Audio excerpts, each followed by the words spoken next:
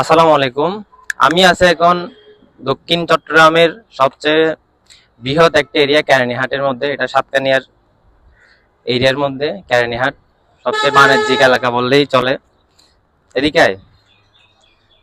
বর্তমানে এখন আমি আছি এটা আপনার ডাক্তার মোহাম্মদ আজিজুল হক। এটা সবচেয়ে প্রবীণ একজন ডাক্তার। তা ওনার এই চেম্বারটা আসা মোটামুটি আমরা এই আশেপাশের এরিয়ার মধ্যে সবাই চিনি, সবাই অবগত আছি, মানে সবাই জানে এই ডাক্তারটার সম্পর্কে।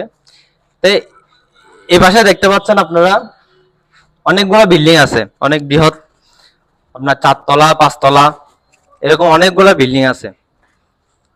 এদিকে এই এতগুলো বিল্ডিং এর মধ্যে অন্তত এখান থেকে শুরু করে একটা সিসি ক্যামেরা এখানে নাই। এতগুলো বিল্ডিং দেখেন আপনার, এটা একটা বিল্ডিং, তারপরে এটা একটা বিল্ডিং।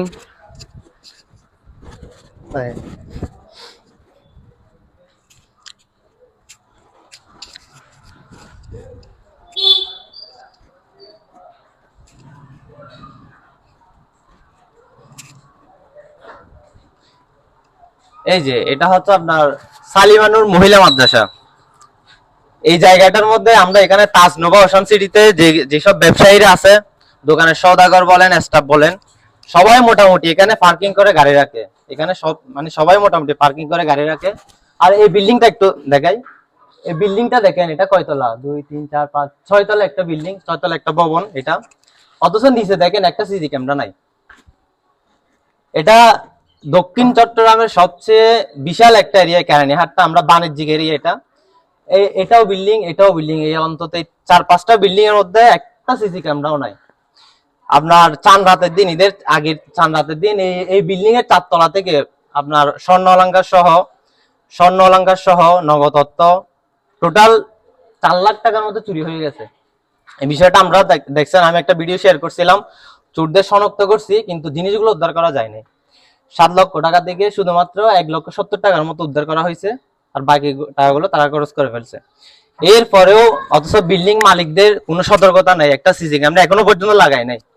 এই একটা বিল্ডিং এর এখান থেকে গতকালকে আপনার আনুমানিক রাত 9টা 9:30টার দিকে এই জায়গাটা থেকে একটা ফুরবি বাইকটা চুরি করে নিয়ে যায়, তালা ভেঙে নিয়ে যায়। একটা তালা ভাঙা একটা গাড়ি যে চুরি করে নিয়ে যাচ্ছে, অথচ একটা সিসি ক্যামেরার মধ্যে আমরা এখনো পর্যন্ত শনাক্ত করতে পারি নাই।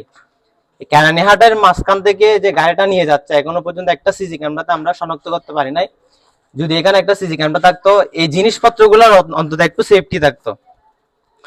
তো আমরা যারা এখানে ব্যবসায়ীরা আছি, আপনারা একটু দেখবেন বিষয়গুলা, কারণ আপনারাই জিনিসপত্র রাখেন এখানে, গাড়ি আপনারাই রাখেন এখানে, চুরি হলে আপনাদেরই হয়। সেজন্য আমরা যদি সবাই একটু সতর্ক থাকি, বা বিল্ডিং মালিকগুলো যদি অন্তত একটা একটা করে সিসি ক্যামেরা যদি মেইন পয়েন্টে যদি লাগায়, আমাদের ব্যবসায়ীরা বলেন, আপনাদের জিনিসপত্রের মালামাল বলেন, সবকিছু একটু নিরাপত্তা থাকবে। অন্তত এটা চুরি হওয়ার পর আপনারা চোরটা শনাক্ত করতে পারবেন এই সিসি ক্যামেরার দ্বারাই। তো ধন্যবাদ সবাই। এইসব এরিয়াতে আমি সবাইকে অনুরোধ করতেছি, আপনার বিল্ডিং এর মালিক যারা আছেন, এখানকার সওদাগররা যারা আছেন, ব্যবসায়ী মালিক সমিতির সাথে কথা বলে একটু এই বিষয়গুলো দেখবেন। কারণ যে গাড়িটা চুরি হয়েছে, এটা হচ্ছে আপনার নিউ মার্কেটের একজন স্টাফের, দোকানের স্টাফের গাড়িটা চুরি হয়ে গেছে।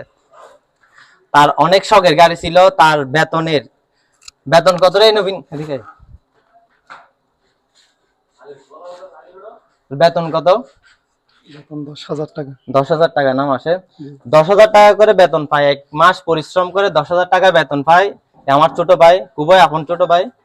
তো 10,000 টাকা করে বেতন পেয়ে ও কত টাকা করে করে জমা করে করে গাড়িটা কিনছে। এখন আপনারা দেখেন, এরকম গাড়ি আপনারও চুরি হতে পারে এই জায়গা থেকে। আপনার সওদাগর বলেন, স্টাফ বলেন, কষ্টের অর্থ কিন্তু এগুলা। গাড়িটা সে এমন না যে সে সেফটি দেয় না, ও ডিস্কে তালা দিছে একটা, তারপর গেড়ি লক ভেঙে এগুলা নিয়ে গেছে। অন্তত এই বিল্ডিংটাতে আশেপাশে 3 4টা 5 6 তলা বিল্ডিং এ যদি যে কোনো একটা সিসি ক্যামেরা থাকতো, অন্তত চোরটাকে শনাক্ত করা যাইতো। তো একটু এই বিষয়গুলো দেখবেন যারা এসে এগুলোর দায়িত্বে আছেন কেরানীহাটের। আপনাদের কাছে অনুরোধ রইল, ভালো থাকবেন সবাই, সতর্ক থাকবেন।